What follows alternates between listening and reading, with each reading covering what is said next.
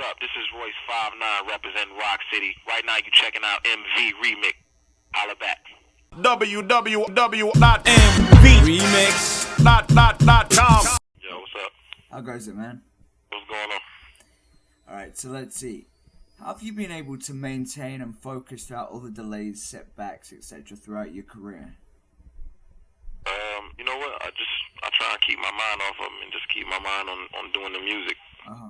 You know what I'm saying? Like, you know, nobody said it was gonna be easy. I knew I was gonna have obstacles. So, you know, I just stay focused on the music and don't even worry about the obstacles because I knew it wasn't gonna be easy. Yeah. Have you found out the hard way that Q-Tip's rule number 4080 record companies are shady to be a true thing? If I found out the hard way? Yeah. Not necessarily the hard way. I mean, I found out. I mean, there's nothing that a record company has done to me that I put past them.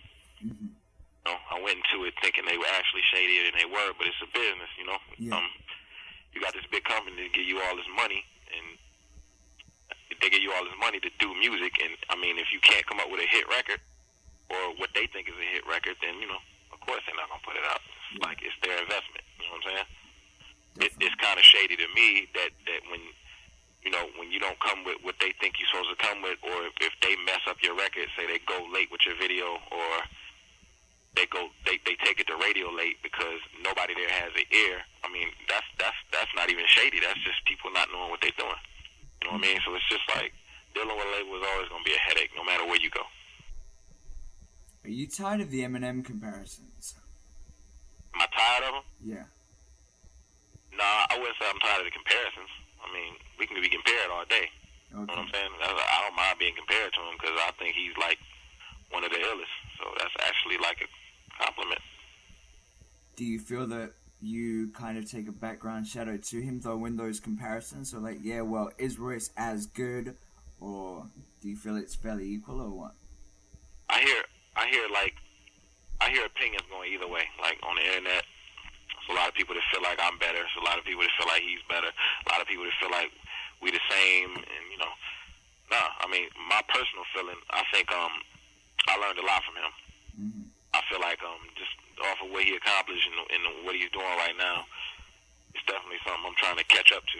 And I think I'm not far from it, but I wouldn't say that I'm better than him. My personal opinion. Is there any material planned for the two of you to appear on together anytime soon, or anything soon to emerge that's unreleased at the moment? Nah, we don't got no plans. We don't even talk like that. Okay. What happened really between you and Dre? I mean, I know you ghost wrote for a bit, and there were a couple of singles with the two of you which came out as white labels, which never properly emerged. What was the situation there? With me and Dre? Yeah. I wrote some songs for Dre. That was like the extent of what we did as far as musically. Mm-hmm. We never pressed up white labels. Like if there was white labels, yeah, there were a couple. I think one was The Throne Is Mine. I think that was one of them. And there were a couple of others I saw. Those songs were just songs that got leaked. Oh, okay. They got leaked and somebody else pressed them up and we didn't know about them. Oh, okay. But as far as legally what we did, I wrote some songs for him, and one of them made the album. It was called The Message The Message featuring Mary J. Blige. Okay. Why did your crew change their name from Wall Street to The Elite? Because it was another crew who got the name patented before us. Oh, okay. So we just switched the name. What are the differences between Rock City, the European version, and version 2.0 that's set to drop soon? Okay, the difference is we took a few of the songs off and replaced them with like more older, more rugged songs that got me my street buzz, like the original version of Boom. Yeah. Soldier Story, Take His Life, you know, all the vinyl that I put out the game, the more rugged songs, and we took off some of the more commercial songs or some of the songs that we just was tired of to give it a different feel, send it in a kind of different direction. So why did you go back to the original Boom? I mean, I do prefer that one, but I'm just curious as to why, because the European version, I think, had something in addition on the hook, didn't it? Well, I always preferred the original version, personally. The reason why we changed the hook was because Columbia wanted a different hook because it had already came out on vinyl through Game Records. We sent it to radio. Radio played it. It did what it did. Once I signed my deal with Columbia, they wanted to reissue it and put it on the Carmen Jones soundtrack. So when we sent it out to radio, radio said, yo, we played this record already. Give us something else. So somebody at Columbia had a bright idea to just change the hook. Still give them boom. So I went in. Me and Primo, we didn't agree with it, but we did it anyway. And it came out sounding like whatever. Like, some people liked it, some people didn't. So, you know, some people like the newer version, some people like the older version. Me, myself, I particularly like the first version. Yep, same. I don't like fixing things that are not broke. Agreed. Do you have any plans as to when you're going to be following up this album and what you would do differently next time? Any plans on what I didn't get that one more time? Basically, because a lot of the material for Rock City, well, a decent portion was covered a while ago, are you working on the next one at all, or is that just...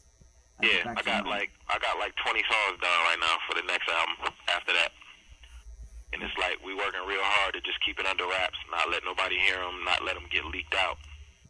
I think everybody's gonna see everybody's gonna see the progression in the new material as it compares to the old material. Yeah. And it's just gonna be crazy. I'm real excited about it. Me and everybody around me that's listening to it, we real excited about it. We think it's gonna change the game, and it's just, you know, we're just gonna keep it moving. Is there anything you can tell me about those tracks? I mean, producers or guests or whatnot? The only thing I can tell you is that we're not doing it nothing like we did it with the Rock City album. Like, we're not eating up a lot of money by doing these songs. We're working with, like, new, hungry producers. We're not even working with no big-name producers.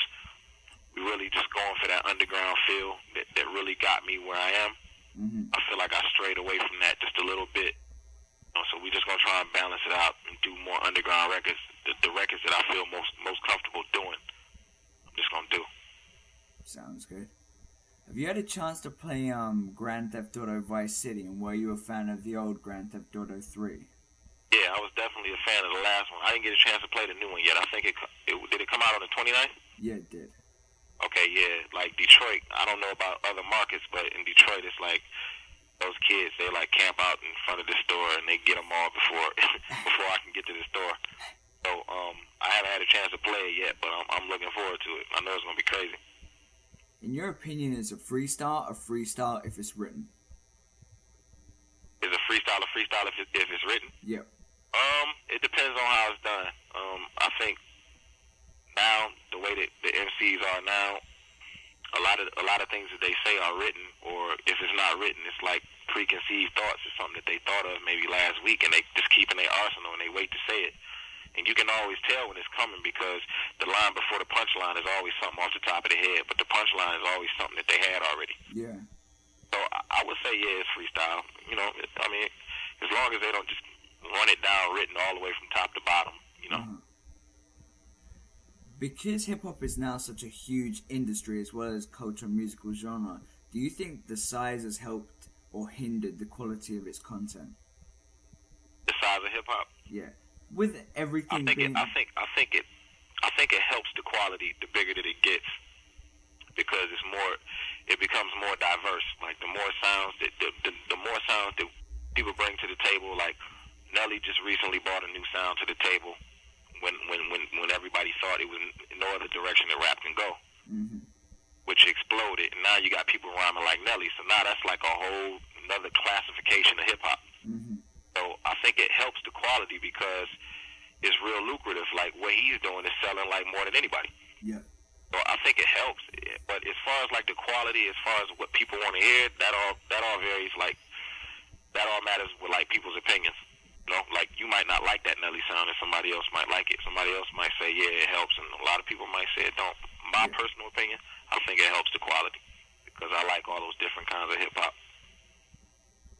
Do you feel that in some ways, though, for example, if Nelly talks about the stereotypical commercial stuff, the money, etc., do you think that hinders the creativity of an underground cat who seems to think, well, if I talk about that, all of a sudden I'm going to blow up? And then no longer do you get the deep, stronger integrity fueled tracks, but you only get the more commercial things emerging? No, I don't think so, because I think I don't think everybody listens to hip hop for the content or what people are talking about. Okay. I don't think people listen to Nelly because of what he's saying. I think they listen to him because of the way he says. I think they listen to him because of his style. You know, like, I think they listen to him because of the what they can repeat. A lot of people can't even understand what Nelly is saying. They like it because his style is dope. And then you got people who listen because they want to hear, like, the deep stuff. And it goes back to my original point. Like that's the beauty of hip-hop. You can get whatever you like. It just varies from artist to artist. You know, so, I mean, if you're the type of person who you feel like it's all about what you're talking about, and hip-hop should just be you talking about something specific or something positive or something like that, then you got a few artists that do that. And their job and their label's job is to find those fans who like that and sell records to them. Definitely. It seemed that over the past few years, things have kind of fluctuated with regards to how strong beefs have been in hip-hop. I mean, there have been murders and whatnot, but after the Biggie Tupac stuff, things pretty much died down. Over the past year, you've had the Jay-Z and Nas beef, Ja Rule, DMX, Snoop, and Suge, all of them happening. And then a couple of days ago, we get the bullshit which happened with Jam Master Jay. What are your thoughts on what's going on? I think the killing is stupid. I think the killing is stupid. Is nowhere near worth it.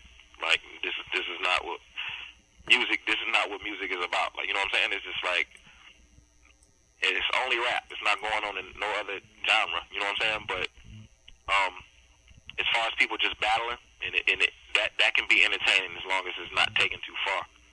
You know what I'm saying? I think the Nas and Jay-Z thing, I definitely went out and listened to both their albums just to hear what they had to say about each other, and it was entertaining to me.